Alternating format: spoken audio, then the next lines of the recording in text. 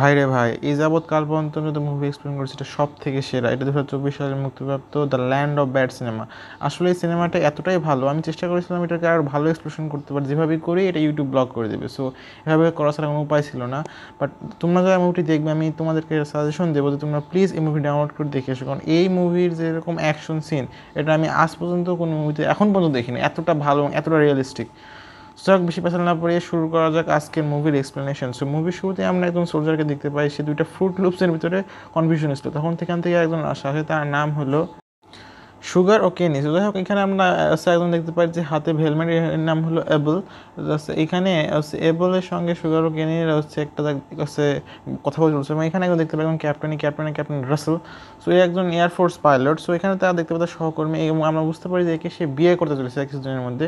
So যখন এখান থেকে সে এখানে এসে দেখতে পায় যে তার কফি কাপগুলো সব হারিয়ে গেছে। সো এখানে ইনি একটু বুড়া, যেহেতু এখানে কেউ দাম দেয় না, তো সেটা বাদ দেয়। এখানে বিশপ বলে যে তুমি এর আগে কটা অপারেশন করেছো, সে বলে যে আমি এখন দুইটা। তো ওয়াও, এটা একবারে নিউ ফ্রেশ। তো এখানে আমরা দেখতে পাই হচ্ছে এই এই ক্যাপ্টেন রাসেলের একজন স্ত্রী এখন বর্তমানে লিভার পেন, সে বাচ্চা হবে। সে বলে যে প্লিজ স্যার আমার এইখানে রিং আসলে ধরবেন। তো এখান থেকে তখন সবাইকে রেডি হতে বলে এবং রেডি বলে তুমি কোনো স্কাই ডাইভিং করেছো? সে বলে স্কাই ডাইভিং না, সমস্যা নেই, পারবে। সো এখান থেকে স্কাই ডাইভিং করে এবং তারা লাভ মেরে নিচে নেমে এবং ফিলিপিনে তাদের কাজ শুরু হয় এবং এখান থেকে আমাদের ক্যাপ্টেন রাসেল নিজের কাজ শুরু করে। এখানে সে বলে সে একজন ড্রোন পাইলট।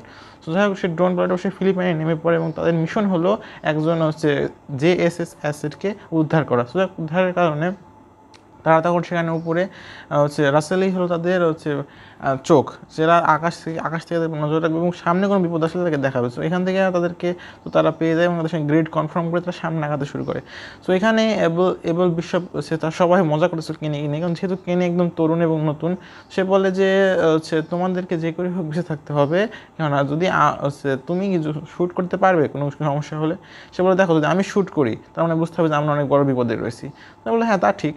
তো এখান থেকে তারা তখন নিজেদের মধ্যে একটু গল্প বলছিল এবং গল্পের এক পর্যায়ে সে বিশ্বকে বলে যে আচ্ছা তোমার মেয়ের এখন কী অবস্থা? সে বলে যে আমার মেয়ে এখন কলেজের আছে আর এক মেয়ে এখন ইউনিভার্সিটিতে। ওয়াও খুব সুন্দর।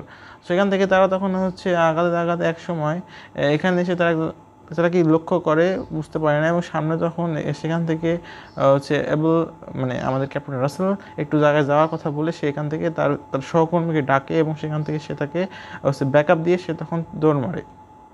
যাই হোক, এদিকে আমরা বুঝতে পারি দুজন যখন বিয়ে করছে, বিয়ের বিষয়ে তার ক্যাপ্টেন নিয়ে একটা কথা বলা আছে। যাই হোক, এখান থেকে এবলের পায়ে আবার ব্যথা শুরু হয় এবং তখন আমরা বুঝতে পারি যে কিছুদিন আগে একটা আইডি বিস্ফোরণে এবলের পা প্রায় চলেই গেছিলো, বাট যেহেতু আমেরিকার চিকিৎসায় বেঁচে গেছে। যাই হোক, সেখান থেকে বাদ দিয়ে আমরা তখন সেখান থেকে আবার শুরু হয় তাদের সামনের যাত্রা। তো যাত্রাপথে এই বিশপটা হলো একটু খ্যাপাটে প্রকৃতির।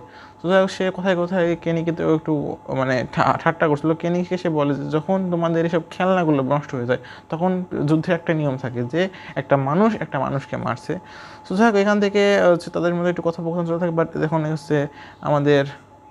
আমাদের সুগার একটু দেখিয়ে দেয় এবং এবল তার হাত ধরে সুগার তার হাতের একটা ট্যাটু দেখায়। তো যাই হোক, সেটা কোনো কথা নয়। তো বিশপ এরপরে তারা দেখতে পায় যে একটা সামনে মুভমেন্ট দেখা যাচ্ছে। সো তখন কেনিকে ডাকে এবং তার ড্রোনের মাধ্যমে দেখার চেষ্টা করে সামনে আসলে আছে কি। তো সারা তখন দেখা শুরু করে, ঠিক আছে। বাট তখনই একটা বিপত্তি পদে ড্রোনটি হঠাৎ করেই নষ্ট হয়ে যায়।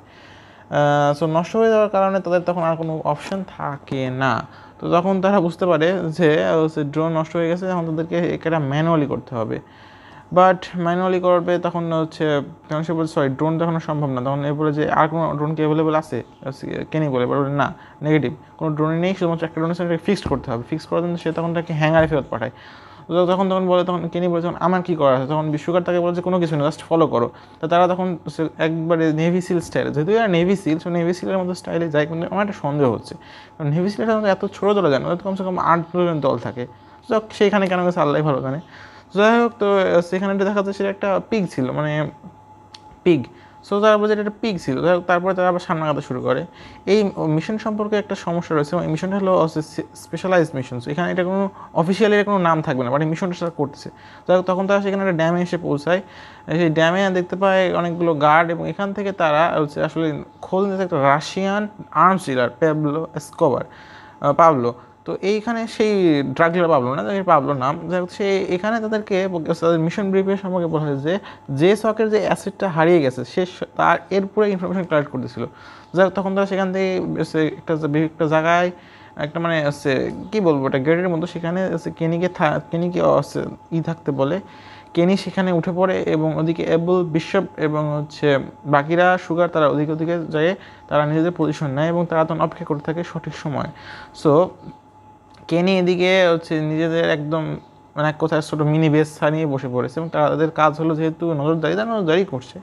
সুতরাং নজরদারি করতে করতে তারা হচ্ছে এদিকে হচ্ছে এক পর্যায়ে তারা হচ্ছে উপরের সঙ্গে তাদের হচ্ছে চুইংগাম যে খেয়েছে, চুইংগাম খাওয়ার পর সেটা সে একটা পাইপের ভিতরে ফেলে দেয়। তখন একটা বিপত্তি বোধ পাইপের ভিতরে অনেক বড় আওয়াজ হয়, মনে হয় যে ভিতরে অনেক কিছু আছে। সে তখন বেশি কিছু খেয়াল না করে, তখন এদিকে সেই রাশিয়ান আর্মসিলারের স্ত্রী এবং মেয়ে মানে ছেলে এসে সেখানে তখন খেলাধুলা করছিল লন্ড্রে, মানে এটা একটা লন্ড্রের মধ্যে আর কি। এখানে দেখতে পাই যে হেডকোয়ার্টার্সে ইতিমধ্যে ফোন আসছে।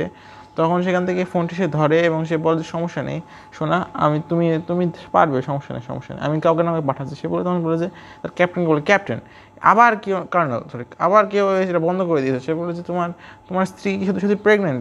অবশ্যই প্রেগনেন্ট। কী অবস্থা? বলেছে হচ্ছে 3টা স্টিচ ভাঙা পড়ে গেছে এবং হচ্ছে প্রায় প্রচুর ব্লাড মানে অমরা ফেটে গেছে আর কি। যাক বাদ দাও, মানে একটা হাসার কথা বলে।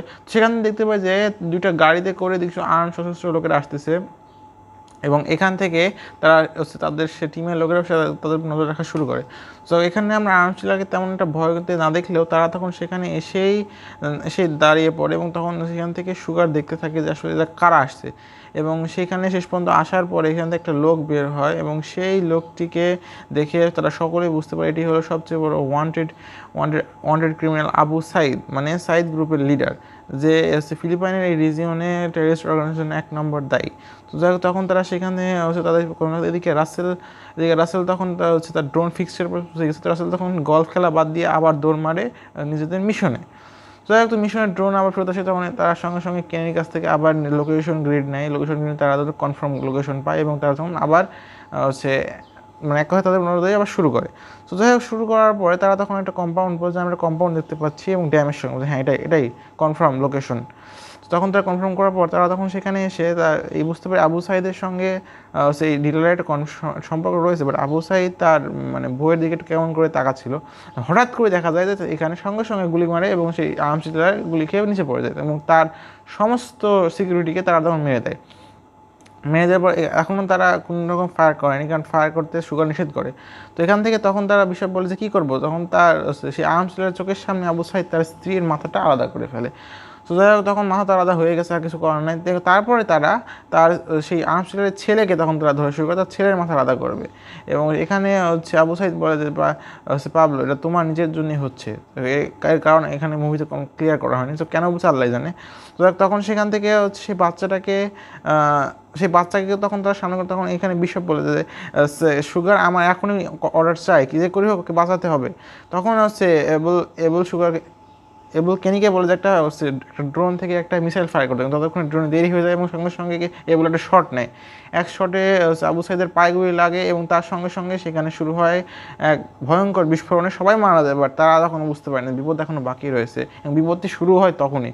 কেনি নিচ থেকে তখন সঙ্গে সঙ্গে প্রচুর লোক বেরিয়ে এসে তারা তখন হচ্ছে এদিক সেদিক ছড়িয়ে হামলা শুরু করে। মানে তারা তখন ভাবতে পারে আসলে আন্ডারগ্রাউন্ড কেভ সিস্টেমের এন্ট্রেন্স। একটা লোক কেনিকে দেখে সন্দেহ করে তার উপরে তো উঠে যায়, বাট কেনিকে সে মারতে যাওয়ার আগে বিশপ একটা শট নিয়ে তাকে মেরে দেয়, সুগার আর বিশপ দুজন একসাথে। যাই হোক শট নিয়ে মারার সঙ্গে সঙ্গে কিন্তু তারা এখনও বুঝতে পারেনি যে বিপত্তি কত কিনা। তো তাদের উপরে মুহুর্মুহুর আক্রমণ শুরু হয় এবং এদিকে কেনিতে একটা হচ্ছে গ্রেনেড এসে পড়ে, সে কোনো রকম বেঁচে যায়, বাট তার কান একদম ঢালাপোলা হয়ে যায়। তো যাই হোক তখন তারা সুগার কেনি বিশপ তাদের 4 জনের জীবন এখন মহান বিপদে রয়েছে। তো এদিকে আমাদের হচ্ছে এবলের অবস্থা খুবই খারাপ হয়ে যায়, তখন সে 2টা গুলি খায় পেটে।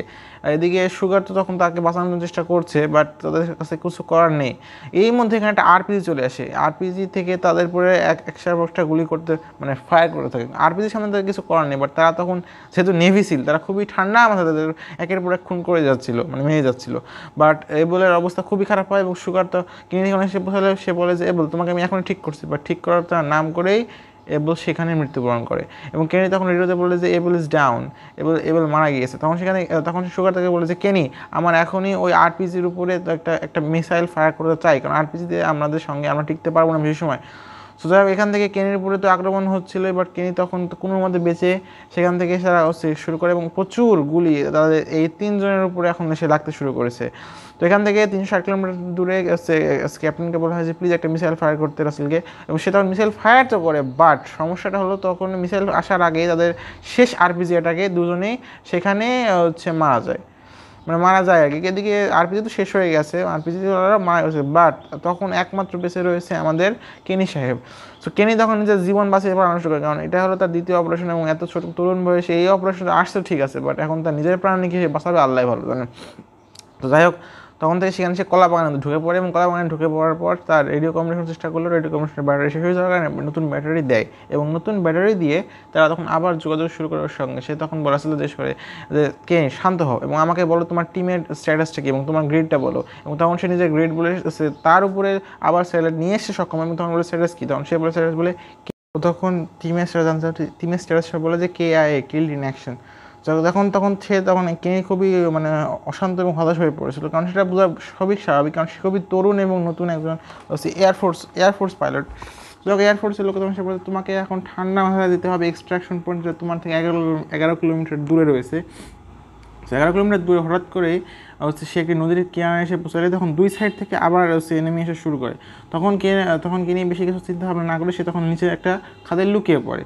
তো এখানে দুই সাইড দিয়ে এনিমি আসে এবং দুজনের হাতেই আর্ম, তো দুজনই আর্ম। তো এখানে সে দেখতে পায় একজন ঘোড়া এবং একজন এসেছে গাড়িতে। তো গাড়িতে ঘোড়া আসার সময় তার সঙ্গে একটা কেনাইন ডগ ছিল, সেই কুত্তাটা ঠিকই একদম কেনির সামনে এসে ঘেঘু করা শুরু করে। তো যাক এখানে বোঝা যায় কেনিটা অনেক মারাত্মক প্যাসে পড়ে গেছে। তো এখানে কিছু করার না, কেনি আর কিছু করতে না পারে, সে তখন জাস্ট দোয়া করতেছিল যে কোনোভাবে যেন সে তাকে সন্দেহ না করে। যাই হোক, সে কুত্তার মালিকটা সে বেশি কিছু সন্দেহ না করে তার কুত্তাকে ডেকে নিয়ে সেখান থেকে তার জন্য কথাবার্তা বলে চলে যায়। সেখান থেকে চলে যাওয়ার পরে সেখান থেকে সে মানে কেনি তখন সেখান থেকে রওনা দেয় এক্সট্রাকশন পয়েন্টের দিকে। তো যাই হোক, তো এক্সট্রাকশন পয়েন্টের দিকে রওনা দেওয়ার সময় কেনি এবং রাসেলের মধ্যে কথাবার্তা সে বলে আচ্ছা তুমি এয়ারফোর্সে তুমি থাকো কোথায়, সে বলে ভার্জিনিয়া। তুমি বাড়িতে কি তুমি যাও, সে বলছে অবশ্যই আমি বাড়িতে যাই। শেষ কবে গিয়েছিল, সে বলে কিছুদিন আগে আমি আমার বাবাকে দাফন দিয়ে এসেছি, মানে তার বাবা কিছুদিন আগে মারা গিয়েছে। তো যাই হোক, সেখানে বলে যে সরি আমি খুবই দুঃখিত জানাতে। তখন সে বলে তোমার কী অবস্থা, সে বলে যে আমি একজন এভিয়েটর পাইলট। সো আমি পাইলট হতে চেয়েছিলাম এয়ারফোর্সে, বাট আমি হয়ে গেছি একজন ড্রোন পাইলট। আমার প্রথম বিয়ে হয়েছিল 93 সালে। 93 সাল, তুমি ওদিনে একটু মেজর হয়ে যাওয়া হচ্ছে। হ্যাঁ হওয়া উচিত ছিল, বাট আসলে আমার নিজের কিছু কাজের দোষের কারণে আমি বেশি প্রমোশন পাইনি, এখান থেকে আমাকে রিটায়ার করতে হবে। আমার সার্ভিস চার্জ না পেলে তো আমার অবস্থা আরও খারাপ হয়ে যাবে। যাই হোক, আমি প্রায় 3 বার বিয়ে করেছি। যাই হোক, এতে কথা বলতে বলতে শেষ পর্যন্ত সে এক্সট্রাকশন পয়েন্টে এসে পৌঁছে, এবং এক্সট্রাকশন পয়েন্ট থেকে কিছু দূরে সে তখন লক্ষ্য করে যে এক্সট্রাকশন পয়েন্ট পুরো ফাঁকা রয়েছে এলজি। তো এলজি থেকে সে রাসেলকে বলে ধন্যবাদ আমার চোখ হওয়ার জন্যে, এবং সে বলে ঠিক আছে সমস্যা নেই, তুমি চলে এসো, আগামীবার আমরা ভার্জিনিয়া আসলে তোমাদের সঙ্গে একসাথে দেখা করে আমার একটা বিচ আছে, সেখানে বিয়ার আছে, সেখানে আমি কম দামে বিয়ার পাওয়া যাবে, সেখানে আমার ফ্রি পাস আছে। যাই হোক, তো বাদ দাও। তখন তারা গল্প করার শেষে হেলিকপ্টার সেখানে এসে পৌঁছায় এবং তার সঙ্গে কনফার্ম হয় প্লে বয়। এখানে আমাদের কেনির নাম হলো, কোড নেম হলো প্লে বয়। তো যাই হোক, প্লে বয় সেখানে এলজিতে এসে পৌঁছানো হেলিকপ্টার সঙ্গে সঙ্গেই তখন একটা বিপদ বাদে এবং একটা স্ট্র্যাপে একটা গুলি সে লাগে, বাট কেনি সেই গুলিটা লাগে না, কারণ স্ট্র্যাপের কারণে স্ট্র্যাপ নষ্ট হয়ে যায়, বাট সে বেঁচে যায়। তখনই শুরু হয় মুহুর্মুহুর অ্যাকশন লড়াই। আসলে এখানে তারা বুঝতে পারছে কীভাবে যে এটা এলজি, এটা আমার সন্দেহ, হয় এখানে ভিতরের লোক ছিল না, মানে অন্য কিছু ছিল। তো সেখান থেকে আরপিজি হামলা করে, কিন্তু কোনোভাবে হেলিকপ্টার তো বেঁচে যায়। কিন্তু এইবার শুরু হয় এক হেলিকপ্টারের সঙ্গে পুরো তুমুল লড়াই, মানে যুদ্ধ ছিল, একটা গৃহযুদ্ধ ছোটো গেলে। হেলিকপ্টারে যা ছিল হেলিকপ্টার সব নিজে অ্যাপ্লাই করছে তাদেরকে মারার জন্য, বাট এখানে প্রায় 5টা আর্ম ভেহিকেল এবং প্রায় 200 কাছাকাছি হবে সৈন্য মিলে তারা দুজনকে মারা শুরু করেছে। তো এখান থেকে তখন বোঝা যায় তখন আমাদের রাসেল ও তার থাকা শেষ 2টা মিসাইল হর্নেট সেখানে আক্রমণ করে, কিন্তু আক্রমণ করার সঙ্গে সঙ্গে 2টা তো স্টেবিলাইজ হয়, বাট বাকিগুলো হতে পারে না। এখান থেকে বুঝতে পারে যে কেনি তখন মারাত্মক বিপদে পড়ে গেছে এবং হেলিকপ্টারটি ফেরত যায়। তখন কেনি তখন আবার শুরু করে ফায়ার। তখনই সেখানে একটা হর্নেট মানে একটা F-16 ফাইটার প্লেন এসে পৌঁছায়। তো প্লে বয়কে বলে যে তুমি কোন সাইডে ফায়ার করো, সে বলে যে ডান দিকের সাইড থেকে যা আছে সম্পূর্ণ ফায়ার করো, এটাই হলো এনিমি সাইড। এবং সে তখন শুরু করে তার যা কিছু আছে সব নিয়ে এখানে হামলা, এবং এক পর্যায়ে হামলা করতে করতে কেনির মাথার উপর দিয়েও যায় হামলা। কিন্তু তখনও সে গুলি তাকে থামেনি, কেননা তার যে স্ট্র্যাপ রয়েছে সেটা তারা কোনোভাবে বুঝতে পেরেছে এবং সেই স্ট্র্যাপ দিয়ে তাকে আক্রমণ করছে। সে বলে যে কেনি তখন বলে যে ডেঞ্জার ক্লোজ, তুমি কি কনফার্ম এখানে ফায়ার করতে হবে? সে বলছে হ্যাঁ অবশ্যই ফায়ার করো, এবং ফায়ার করতে যায় তার ডান দিকে সে পুরো গুলি করে দেয় এবং সবই তার অবস্থা খারাপ করে দেয়। সে কোনো মতে বেঁচে গেলেও কিন্তু শেষ পর্যন্ত ওটা উইনচেস্টার হয়ে যায়। অর্থাৎ এখন ড্রোনও উইনচেস্টার, প্লেনও উইনচেস্টার। প্লেন পাইলট তখন বলে যে আমি ফেরত যাচ্ছি আরটিভি, কিন্তু এদিকে ড্রোন তো সে ফেরত যেতে পারছে না। তখন সে বলে যে এখন কী করতে পারি? তখন সে বলে যে তোমার জন্য এলজি আসছে একটা পাহাড়ের ওই অন্য পাশে বাম দিকে। তো সে বলে যে পাহাড় পাড়ি দেবো এখন। তো তখন বেশি কথা না বলে তারা তখন আবার দৌড় দেয় পাহাড়ের সাইডে। তো যাই হোক পাহাড় তো পাড়ি দিতে দিতে তখন সে কথা বলে যে সরি ম্যান, এইরকম ভুলভাল এক্সট্রাকের জন্য তোমার দোষ নেই, আসলে কী বা করবো। তো যাই হোক তারা তখন এই গল্প করতে করতে এক পর্যায়ে হঠাৎ করে সে নিচে পড়ে যায় এবং নিচে পড়ে গিয়ে তার বন্দুকটি উপরে পড়ে যায় এবং সে তখন নদীতে পড়ে যায়। সে তখন বলে সমস্যা নেই, বন্ধুটি হারিয়ে ফেলতে পারে, আমি ঠিক আছে। তখন দেখতে পাই 3জন শত্রু তার দিকে এগিয়ে আসছে। সে তখন আর কিছু উপায় না দেখে নিজের থাকা পকেট পিস্তলটি বার করে এবং সেখান থেকে তারা গুলি করা শুরু করে। তো গুলি করতে করতে তারা একজনকে তো মারতে সক্ষম হয়, বাট বাকি 2জনকে আক্রমণ হয়। তখন সে একটা পুরো ঝর্ণা থেকে লাফ দেয়, মানে বহুত বড় লাভ, সে বাঁচল কি আল্লাহ জানে। সে লাফ দেওয়ার পরে তখন তারা সেখান থেকে কোনো মতে উদ্ধার হয়ে সে একটা পাশে এসে বসে, বাট হাফ সারার সময় নেই, তখন তাকে ধরে তাকে মাথায় বাড়ি মেরে অজ্ঞান করে দেয়। এদিকে আমাদের রাসেল তো তখন খেপে চিল্লে ওঠে এবং সে তখন কর্নেলকে ডাকে। সে কর্নেলকে বলে যে আমাদের সোলজার হারিয়ে গেছে, এখন আমরা কী করতে পারি? সে বলে তুমি কি, আমাদের 10 ঘন্টার ওভার হয়ে গেছে মিশন টাইম, এই মিশনটা খুবই ঝামেলার, আমরা এখন থাকতে দেবো। ঠিক আছে, সমস্যা নেই, থাকতে পারো। তো তখন এখানে দেখা যায় যে তাকে একটা বাথরুমের পাশে রাখা হয়েছে জাস্ট আন্ডারপ্যান্টে, এবং তাকে আচ্ছা রকম বাড়ানো হচ্ছে। তো এদিকে সিআইএ এবং ডিআইটা লোক একটা কনফার্ম হয় যে সেই অ্যাসেটকে নাকি ইরানে পাওয়া গেছে, মানে পৃথিবীর উল্টো সাইডে।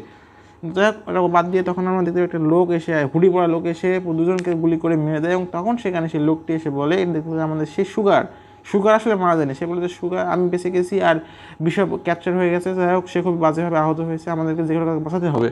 তো এই কথা বলে সে তখন বলে যা পাও তা গুটিয়ে নাও, এবং সেই কথা বলে তারা তখন খুঁজে পায় 2টা বন্দুক। তারা 2টা বন্দুক নেয় এবং কিছু ম্যাগাজিন নিয়ে তারা তখন সেখান থেকে রওনা দেয় আবার তাকে বাঁচানোর জন্য। যাই হোক এর মধ্যে কমিউনিকেশন করার জন্য তখন আমাদের কেনি যেহেতু কমিউনিকেশন কাজ করতো, সে কিছু চিটারি আটপারি করে একটা কমিউনিকেশন সিস্টেম তৈরি করে, এবং একটু উপরে উঠে সে আবার এবার মানে রাসেলের সাথে যোগাযোগ করে বলে যে দিস ইজ প্লে বয়, আমাদেরকে এখন আমাদের একজন আমরা এখন অ্যাসেটের উপর যাচ্ছি না, আমরা এখন যাচ্ছিল আমাদের টিম মেম্বার বিশপ ক্যাপচার হয়ে গেছে। সে বলে যে অ্যাসেট তো ফেরত পাওয়া গেছে, তুমি নেওয়া যাবে? তখন হ্যাঁ আমাদের যেতে বাধ্য। তো তখন যেতে যাই হোক তখন সে আবার কর্নেলকে ফোন দেয় এবং সে তখন তাদেরকে বিষয়টা জানায়। যাই হোক তারা তখন আবার সেই বিল্ডিং এসে পৌঁছায়। তারা তখন সেখান থেকে তখন কী বলে যে সুগার বলে যে এখন তুমি কী করতে চাও, কী করলে ভালো হয় কেনি? তখন যে আপনি বলুন, আপনি তো আমাদের বস। বলে না তুমি বলো।